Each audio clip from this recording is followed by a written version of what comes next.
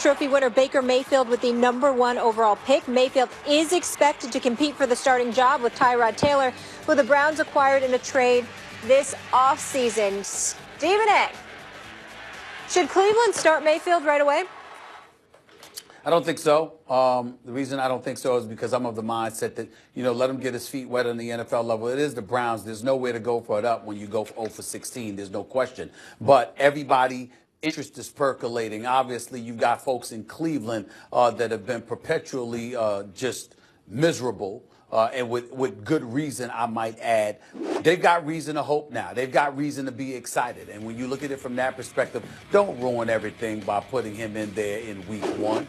Give him some time to get his feet wet. Let him get acclimated to all the things that come associated with the NFL, particularly when you have an experienced quarterback, a relatively experienced quarterback like Tyrod Taylor that you just brought on board. Now, Tyrod Taylor is just 22-20, as a starting quarterback for the Buffalo Bills in his 3 complete seasons at the helm there. The last time we saw him, all he could generate was 3 points against that vaunted Jacksonville Jaguars defense in the postseason. He only threw for 137 yards. It was a putrid performance. But those are the kind of things that happen when you're going up against a Jacksonville defense for the most part, although the Steelers and the New England Patriots had a different level of success, at least on the offensive side of the ball. In the end, what it comes down to is that Tyrod Taylor is experienced enough. You brought him there to be a cushion. He clearly is not going to be the quarterback of the future. Everybody and their grandmama knows it. So you're just utilizing the time to get Baker Mayfield ready. I would say Baker Mayfield doesn't need to be put in there until about halfway through the season.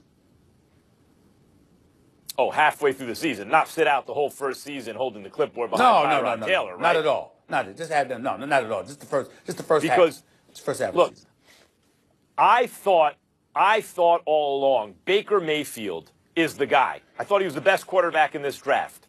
And it's beyond just the measurables, which are very good for Baker Mayfield.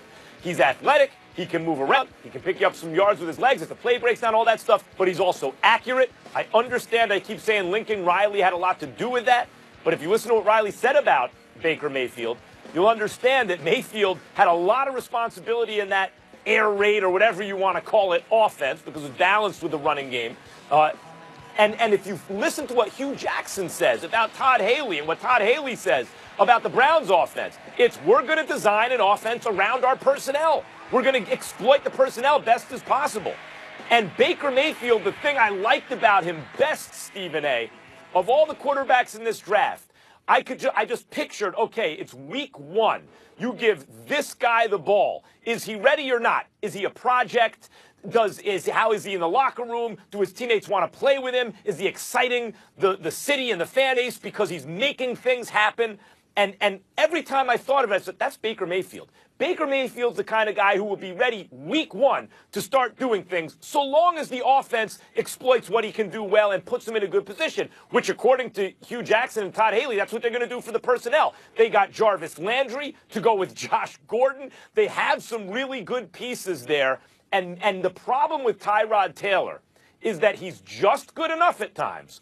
Really, his problem is consistency. He's just good enough at times to make you think maybe halfway through the season, wait a minute, right? He's better than Mayfield. Let's keep it like this. And you're kind of walking into a quarterback controversy unless the idea is let Tyrod Taylor do his thing. And then eventually when the inconsistency shows up, that'll be a good excuse to put Baker Mayfield in.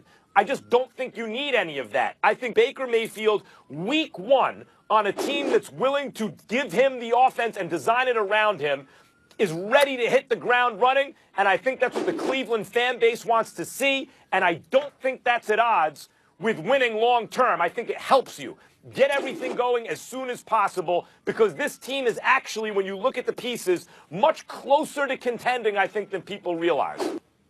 I don't trust them, Max. I don't trust that things will happen correctly if they do things and they move too quickly and they move too early. I think when you look at the Cleveland Browns organization, again, I don't want to cast aspersions on Hugh Jackson because we got to think about Sashi Brown and DePodesta and the job that they did or did not do. And as a result, they're gone. And you've got Dorsey in there as your new GM. Certainly they're moving in a forward direction. But in the same breath, this Cleveland Browns fan base has been subjected to such an alarming level of ineptitude. you know what? Why I don't want to risk squashing their hopes a bit too early. I don't want Baker Mayfield to go out there too early, too prematurely, suffer, and then you've got fans thinking this is the same old, oh Lord, we got to deal with this again. It would be nice to wait a few weeks with people chomping at the bit to ultimately see this guy, craving about it, hearing about his development, letting it come along, knowing that ultimately he's going to be put up in there. It would be best to do it that way rather than start the season with this guy. You end up going against Pittsburgh or somebody, you get beat up, and then all of a sudden we're like, damn.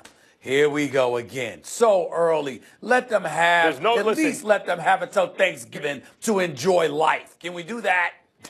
Joe Thomas ain't there anymore, and that doesn't help. That's right. Because when he's on the field still, he was very effective. Hall of Fame left tackle. But I'm saying, Stephen A., you had to trust the process with the Browns, Stephen A. Come on, Sashi Max. Brown and Dee Podesta. You have to trust. And by the way, the process has now netted you 2 top 4 picks. There were some interesting moves made in the offseason because they have so much draft capital, so many resources because of the Brown Dee Podesta process.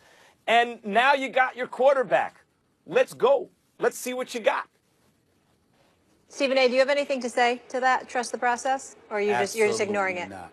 All right, real quick, I just wanted to ask you this real quick, because obviously a lot of his issues on and off the field got overshadowed by the Josh Allen stuff, but do you guys have any concerns about that with Baker Mayfield, the character issues? I have no concerns with it whatsoever. I think it's incredibly unfair for people to just continue to cast aspersions on a guy. Let the man go out there and play. He's a high-end competitor. If you had nothing to say when he was leading the Big 12 and leading Oklahoma to those victories at Ohio State, getting them to the playoffs, shut up now. Let the man play football and judge him accordingly. All right. Still to come, the guys tell us their winners and losers of the first round of the draft. Was Lamar Jackson the biggest steal? And Anthony Davis opening people's eyes with his performance against the Blazers. Will Pelicans be the first team to eliminate the Warriors before the finals since 2014? We discuss that next. See, I love the game of basketball.